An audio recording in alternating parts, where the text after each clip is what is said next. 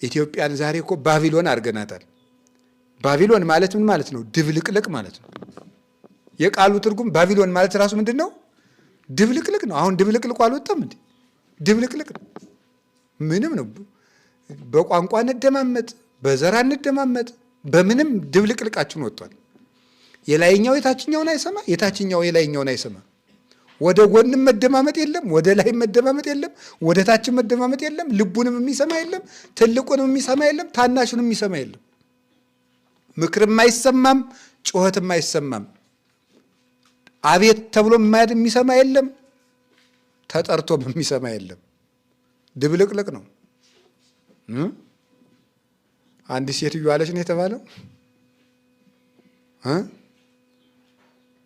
የሆኑ ሰዎች ነው ምንድን ቢሏት የኃይለ ሥላሴ ያለ ዞር ብትል የደርግ ወታደር የድብልቅልቁ ያለ የድብልቅልቁ ያለ እኮ ነው። አሁን እኮ የድብልቅልቁ ያለ ነው። ፊት በኃይለ ሥላሴ አምላክ ነው የሚባለው ሰው ሲያጠፋ ማለት ነው። ኧረ በጃንሆይ ነው የሚባለው። በሚኒሊክ አምላክ፣ በዮሐንስ አምላክ፣ በቴዎድሮስ አምላክ ነው የሚባለው ድሮ።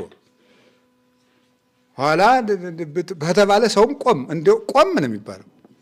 እንደው በዚህ ወደ መቄት አካባቢ አንድ ሰውዬ ዝንጀሮ ሲያባርር ሰውየው ገበሬው ሄዶ እኮ ነው ዋ ኧረ ምን ይላል? ኧረ በሚኒሊክ አምላክ እንዴ ከምን ደርሶብሃል? ዝንጀሮውን አትምተው ብሎ እኮ ነው። አይግሩ አያገር እንዴ ኢትዮጵያ እንዲሁና የአውሬ ሀገር አረግናት በእውነቱ ማለት ነው። ወንድም ለወንዱም የማያዝንበት ማለት ነው። በጃንሆይ አምላክ፣ በኃይለ ሥላሴ አምላክ ነው የሚባለው።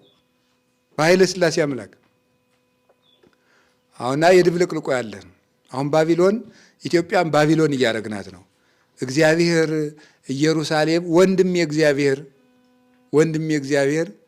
ወንድም ወንድሙ ሲጠቃበት እንደማይወድ የእስራኤልን ጥፋት የማትወድ አንተ እንደ ዋሊያ እየዘለልክ ፈጥነህ መተህ አውጣኝ ብላለች። እና ኢትዮጵያም ዛሬ የኢትዮጵያ ወንድሟ ማን ነው?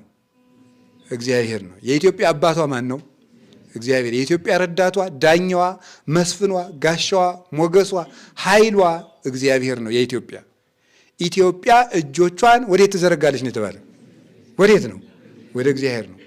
የኢትዮጵያ እጅ ወደ እግዚአብሔር ነው። የእግዚአብሔር እጅ ወደ ኢትዮጵያ ነው። እግዚአብሔር ፈጥኖ መጥቶ እጇን ስቦ ኢትዮጵያን ያውጣልን፣ ካለንበት ጉድጓድ